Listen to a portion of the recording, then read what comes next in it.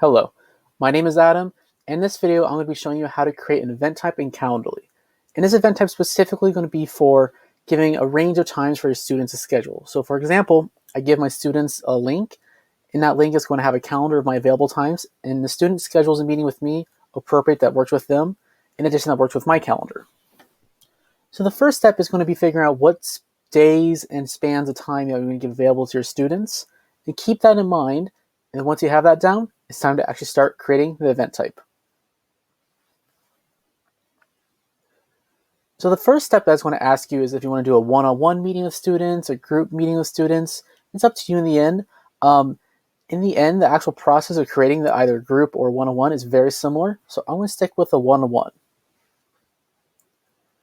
So there are a couple of tips and tricks that I recommend when creating this for the first time. One of the main ones is actually going to be based off the location. So first, I'm just going to put in the name. Let's just call this one sample. And then location type. Say you're doing a Zoom call. You can choose to select Zoom in here, and every single time it will create a new Zoom link for you and things like that. What I personally recommend, the one that I like to do, is I go down to custom location, and then what it is, I put my personal Zoom link in here. The reason why I do that is I know that all my students, all my calls, etc. are all going to have the same link, and all my calls are going to be in the same Zoom room. This way it makes it very easy for me to keep track of what's happening, and also makes it very easy to prevent a mistake and Zoom links going everywhere, and just keeps everything organized for me. But this is based off my personal opinion. But I'm going to put in an example. It's www.zoom.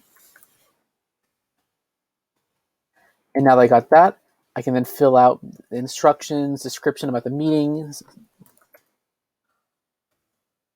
And you put as much or little as you'd like. The last thing is going to be the event link in here. It's by default going to fill in information based off the event name up here, but you can be a little bit more specific about this. This is just what's going to show up in the URL. In the end, it really doesn't matter. And the event color is going to be based off the colors in your Calendly event types to keep everything organized. Go ahead and hit next. Now comes the part where you organize your availabilities and things of that nature.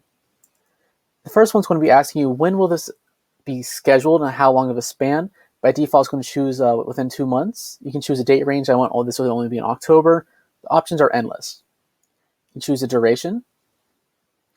And then you can choose what hours you want to have this available for. You can use existing schedules that are built in, or you set custom hours for this meeting. So say I want to do only on Mondays from noon to 4 p.m. So I'm going to start by clearing out these days. So set edit all Tuesdays, remove this, apply. So I'm going to clear out my other days that are already automatically put in here. Clear that out. Clear this one out, and then finally clear out Friday. And then now I want to edit all my Mondays. So I'm going to hit edit all Mondays. Let's choose this to noon to 4 p.m. And then let's say on the 20th, I want to add another time. So I'm going to hit edit just this specific day. And I want to add a specific time. So say I also want to do one of these calls in the morning. 9:30 to 10 o'clock. So you can go in here and play around with your schedules and things like this. Now you don't need to worry about schedule overlaps, as Calendly will look at your connected calendar, whether it's a Google Calendar, Apple Calendar, etc. It'll make sure things don't overlap. So for example, on the 14th, if I had a meeting at 1 o'clock, when a student goes into schedule, it'll already see that and block that out so the student can't double book you essentially. You can also turn these on or off. What this is, it prevents meetings from being scheduled back to back. I personally like to leave a little bit of a 15 to a 30-minute buffer just in case a meeting rolls over. But probably one of the most important things that I personally like to recommend is going to additional rules in your availability and going down to scheduling conditions, and can't schedule within a 12-hour period. The reason why I like to turn this on is this prevents a last-minute scheduling. And for example, maybe I'm out of the house for a lunch break and I'm planning on being out for 4 hours. I don't want somebody to accidentally schedule a meeting with me that I didn't realize I was supposed to be at.